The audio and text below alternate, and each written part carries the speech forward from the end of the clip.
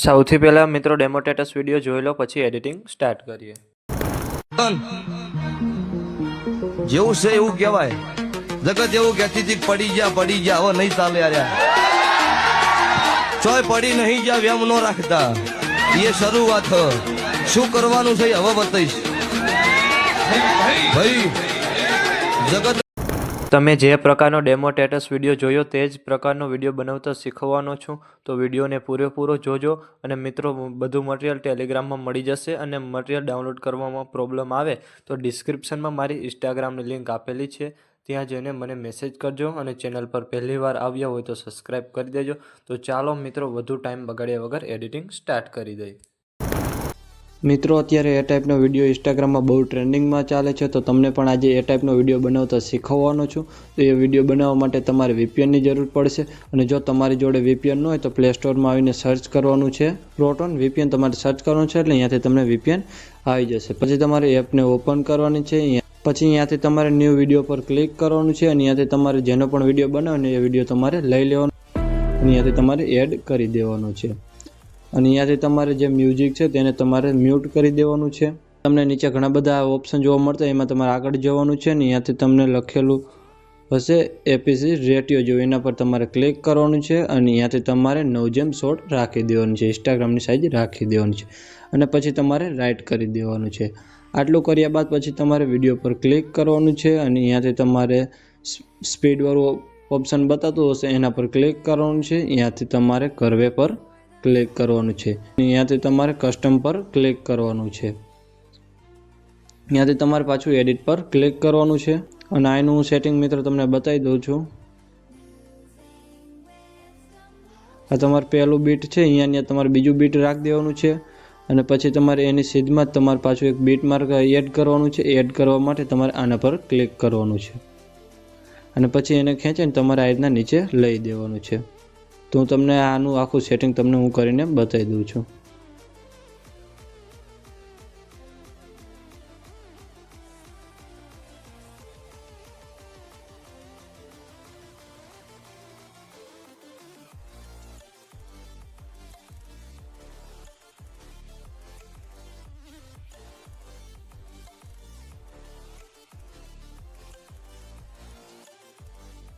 જો તમારે આ રીતના સેટિંગ કરી દેવાનું છે. ને સેટિંગ કરી દીધા બાદ પછી તમારે આના પર ક્લિક કરવાનું છે. અને અહીંયાથી તમારે બેટર ક્વોલિટી પર ક્લિક કરી દેવાનું છે. અને અહીંયાથી તમારે રાઇટ પર ક્લિક કરી દેવાનું છે. અને અહીંયાથી તમારે 100% થાય ત્યાં સુધી તમારે રાહ જોવાની છે.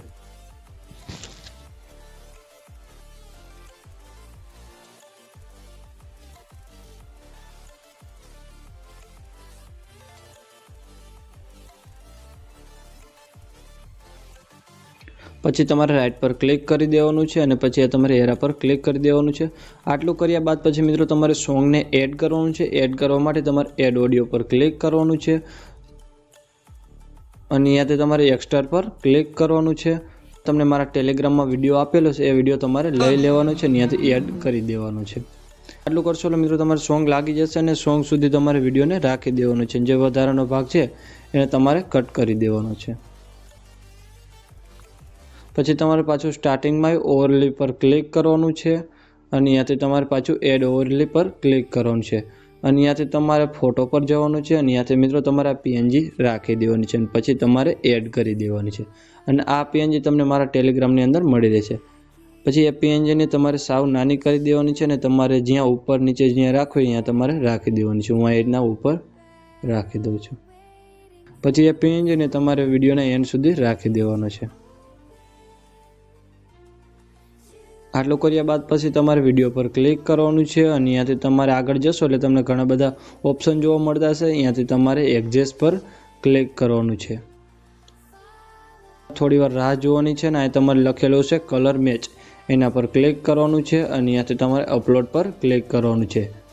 અને અહીંયાથી મિત્રો મેં તમને આ ફોટો હું તમને પણ ટેલિગ્રામમાં આપીશ, એ ફોટો તમારે લઈ લેવાનો છે. પછી તમારે આ લીટીને 100 રાખી દેવાની છે. અને પછી બહાર નીકળી જવાનું છે. અને પછી તમારે આગળ જવાનું છે. અને અહીંયાથી તમારે શાર્પનનું સેટિંગ 27 જેટલું રાખી દેવાનું છે. પછી ક્વોલિટી પર ક્લિક કરવાનું છે. અને એને પણ તમારે 27 રાખી દેવાનું છે.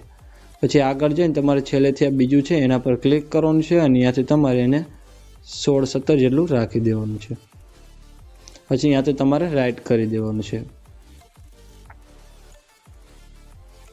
આટલું સેટિંગ કર્યા બાદ પછી તમારે ઇફેક્ટ પર ક્લિક કરવાનું છે અને અહીંયાથી તમારે વિડીયો ઇફેક્ટ પર ક્લિક કરવાનું છે. અહીંયાથી તમારે હાલો બ્લર વાળું ઇફેક્ટ રાખી દેવાનું છે અને અહીંયાથી તમારે રાઈટ કરી દેવાનું છે અને પછી એ ઇફેક્ટ પર ક્લિક કરવાનું છે અને અહીંયાથી તમારે એડજસ્ટ પર ક્લિક કરવાનું છે. અહીંયાથી આ બીજી લીટી છે એને ફૂલ કરી દેવાની છે અને પછી તમારે રાઈટ કરી દેવાનું છે. પછી તમારે પાછું ઓવરલે પર ક્લિક કરવાનું છે. અહીંયાથી એડ ઓવરલેમાં જઈને અહીંયાથી મેં તમને વિડીયો આપ્યો હશે એ તમારે રાખી દેવાનું છે. અહીંયાથી તમારે એડ કરી દેવાનું છે અને એની સાઈઝ તમારે સાવ નાની કરી અને અહીંયા ઉપર ખૂણામાં રાખી દેવાનું છે. પછી આગળ જવાનું છે અને વિડીયોમાં તમારે જોતો જવાનું છે. જ્યાં બીજી ઇફેક્ટ લાગે અહીંયા તમારે ઊભું રહી જવાનું છે. અહીંયાથી ઇફેક્ટ પર ક્લિક કરવાનું છે. અહીંયાથી વિડીયો ઇફેક્ટમાં જવાનું છે અને અહીંયાથી તમને ઘણા બધા ઓપ્શન હશે. અહીંયાથી તમારે પાર્ટી પર ક્લિક કરવાનું છે. અહીંયાથી તમારે નીચે જવાનું છે અને અહીંયાથી લખેલું હશે નેગેટિવ, એના પર તમારે ક્લિક કરી દેવાનું છે. એડજસ્ટ પર ક્લિક કરવાનું છે અને અહીંયાથી તમારે સ્પીડને 20 રાખી દેવાની છે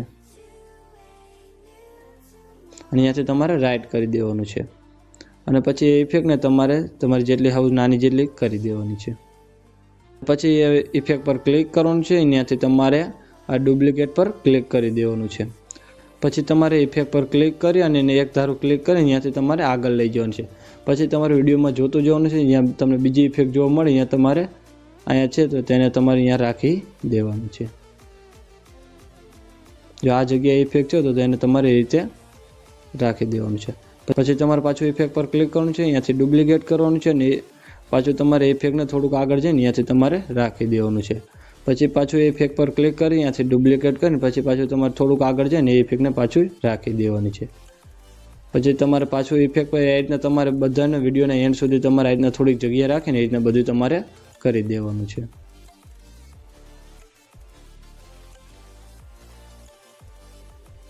પછી તમારે બેક નીકળી જવાનું છે અને પછી આ તમારા વિડીયો રાખેલો છે એને તમારે અહીંયાથી તમારે ડિલીટ કરી દેવાનું છે.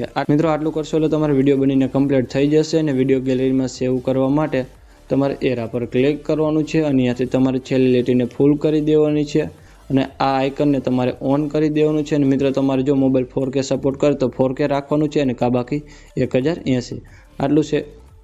પછી તમારે છેલ્લી લીટીને જો ઓછું થઈ જાય તો પાછું તમારે ફૂલ કરી દેવાનું છે. આટલું સેટિંગ કર્યા બાદ પછી તમારે એક્સપોર્ટ પર ક્લિક કરી દેવાનું છે અને અહીંયાથી તમારે સેવ ટુ ડિવાઇસ પર ક્લિક કરી દેવાનું છે એટલે વિડીયો ગેલેરીમાં સેવ થઈ જાય.